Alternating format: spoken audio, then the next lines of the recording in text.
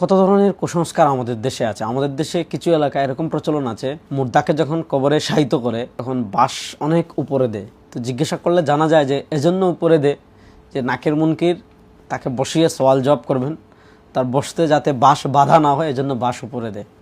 দেখেন, কবর এতটুকু পরিমাণ গভীর করা উচিত যাতে লাশ পচে গেলে দুর্গন্ধ বা যে সকল প্রাণী লাশ ভক্ষণ করে তারা যেন লাশ পর্যন্ত পৌঁছাতে না পারে, এতটুকু কবর গভীর করা উচিত। কমসে কম কোমর পর্যন্ত। ওমর রাদিয়াল্লাহু তাআলার বর্ণনা আসছে মুসান্নাফ ইবনে আবি শায়বায় যে তিনি পুরা শরীর পরিমাণ গর্ত করার কথা বলেছিলেন, যেহেতু সেটা মরুভূমি ছিল। তো কমসে কম কোমর পরিমাণ আপনার কবর কি করা উচিত, গভীর করা উচিত। আর আলমে বারজাখের বিষয়, এটা হলো অদৃশ্য বিষয়।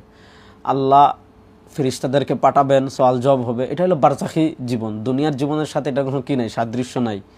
সুতরাং আমরা কি করব, বাঁশটা লাশের সাথে মিলিয়ে রাখবো, সওয়াল জবাব ফেরেশতারা করবেন। এটা বারজাখি বিষয়, অদৃশ্য বিষয় সম্পর্কে আমরা জানি না। সুতরাং আলাদা করে বাঁশ উঁচু করে যাতে বসতে হয়, এগুলো কুসংস্কার, এগুলো থেকে আমাদের অবশ্যই বিরত থাকা উচিত।